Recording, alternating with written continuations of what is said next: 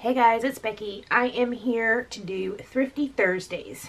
Now this week, Leslie and I will have her link down below. Leslie and I are going to be doing 6x6 paper pads, acetate, and mini clothespins. I know I have more clothespins than this floating around. I couldn't find the ones I was looking for, but I found these ones. So these are the clothespins I'll be working with.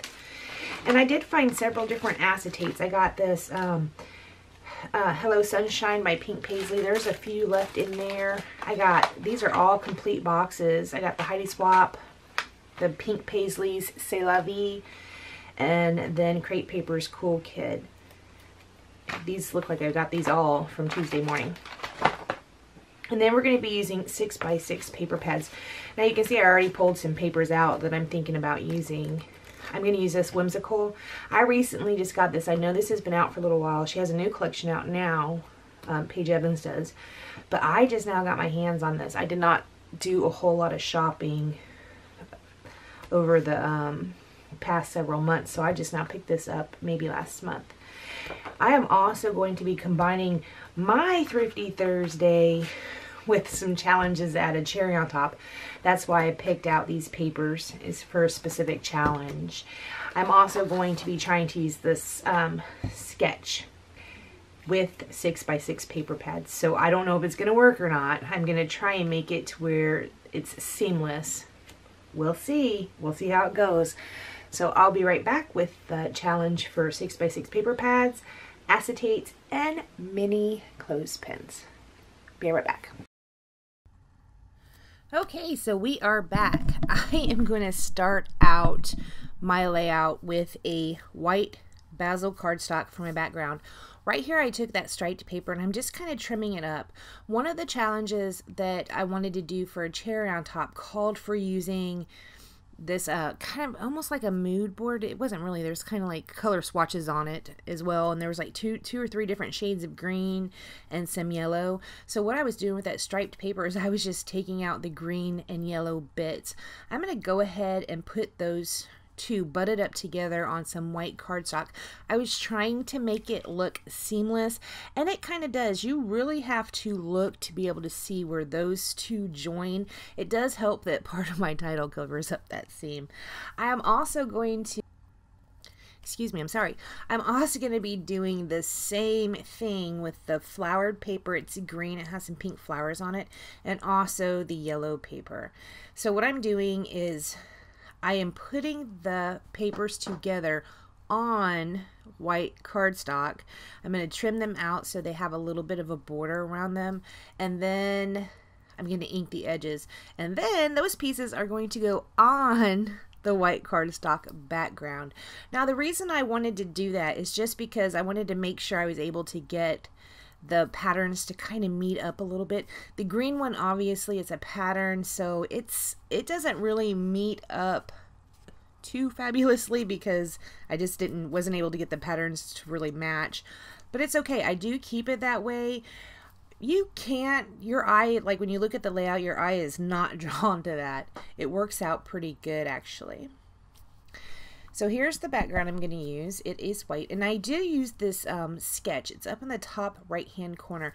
I don't know why I chose to go this route with a 6x6 paper pad. I guess maybe I just wanted a little bit of a challenge. I don't know. It's crazy if you ask me. I should have done perhaps a layout with different shapes, maybe just use the 6x6 papers all layered up in a nice unique way or something, but nope, that's not what I chose. And these yellow papers that came out of that paper pad, they're kind of ombre. They go from dark to light, so I have to make sure I line them up with the dark on the dark and the light on the light. Here I was just measuring the width that I needed it to be. I wanted it to be shorter than the green and you know, shorter than the striped strip as well, just a little bit, so that it's going from like a medium, long, and then a smaller width. Whew, I feel really miscombobulated today. I think I did this layout, today is Monday, March 4th. We're busy Tuesday and Wednesday, and this needs to be up by Thursday, so this is the only time I have to do it. I really would have preferred not to have done it today. I just feel like weird. I feel really weird right now. Anyways, the photos that I'm going to be scrapbooking are the one on the right. That is a tuk-tuk. Now, before we had went to Lisbon, I know I must not get out very much. Who knows? I didn't know what the heck a tuk-tuk was. Jim was like, let's take a tuk-tuk up to the castle. And I'm like, I don't know what that is, but I'm game, right? Well, it was just this little golf cart. I'm like, why is that called a tuk-tuk? Anyways, I don't even know. I didn't research the history on where the name came from. But we took the tuk-tuk up to the castle. The other photo is a photo pointing down the hill. Where this guy dropped us off is like around the corner, around another corner, and around another corner.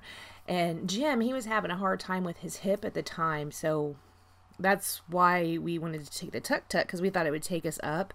Well, the guy stopped like way down from where you get into the castle, way down the mountain, I guess it is, or a super giant hill. I don't know what it's actually considered to be. And then he said, this is as far as I can go, and let us out. And we had to walk the rest of the way up there, which is no big deal. I mean, that happens a lot, right? You have to walk the rest of the way up there. But as we're walking up, cars are passing us. When this fool said, that's as far as I can go. Really? Now, I will say I can't really recall off the top of my head if any tuk-tuks had passed us, but a ton of cars passed us. And I thought it was hilarious, and I was laughing, and Jim was not laughing. He was cussing. But it was pretty funny. Anyways, I am going to leave myself a little spot down at the bottom left for journaling. I don't know if I can fit all of that I just said on that little tiny spot I left myself. So we'll see how that ends up shaking out when I finally do the journaling. I have been waiting to do my journaling here lately, just because I feel like when I do it, when I am actually doing the process video, I feel like it's kind of rushed and sometimes not so great. Okay, so right here, I did, one of the challenges was acetate, so I did pull out this acetate. It said Little Explorer. I cut the little part off, and I'm just going to use Explorer. That's the one piece of acetate that I was going to use. Again, perhaps I could have used acetate in many different ways, but this is just what I decided to do. You can see on that sketch there's kind of like some twine wrapped around one of the layers.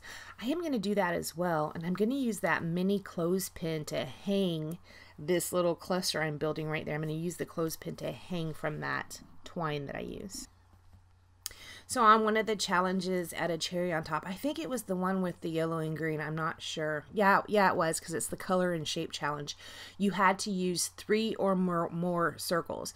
That is why I am using circles. I'm using my punch to punch out circles to start my little cluster bases. I do use that green floral paper that I use at the top. That's the one I use down at the bottom. And then the one under Explorer is a completely different 6x6 paper from that Paige Evans whimsical 6x6 paper pad.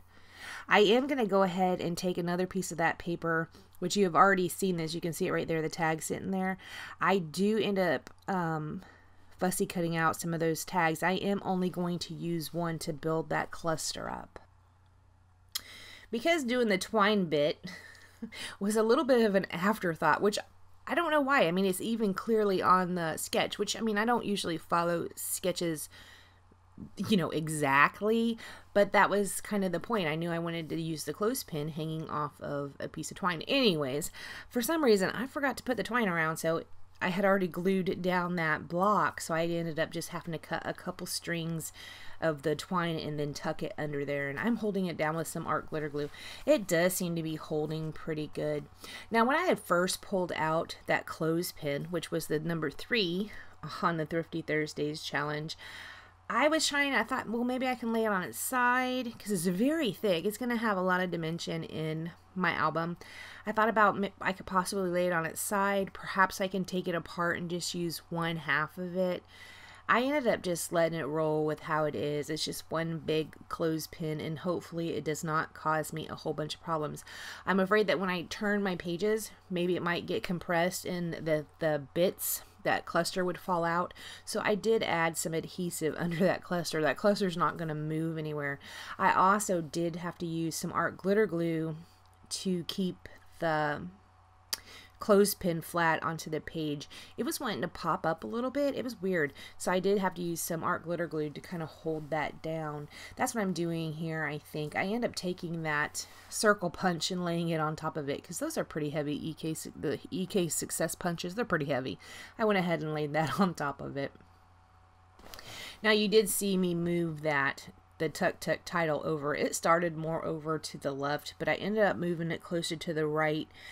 I am not putting anything in that right hand spot. I actually quite like that blank with those stripes. There is a copper foil and it runs into the copper lettering, and I think that's really nice.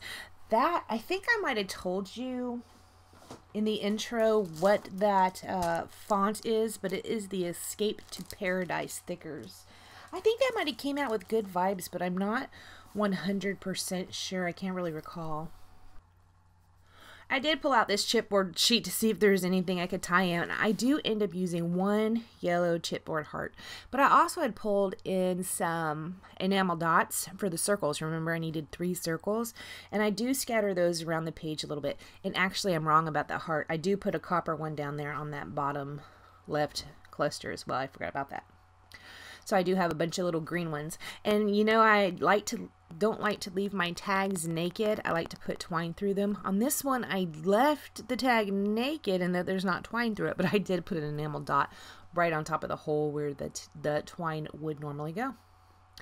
After I do that, I do not do anything else to this layout. I want to thank you so much for joining me. Please make sure you go over to Leslie's channel and check out and see what she did. I haven't seen it yet. I'm really excited to see it.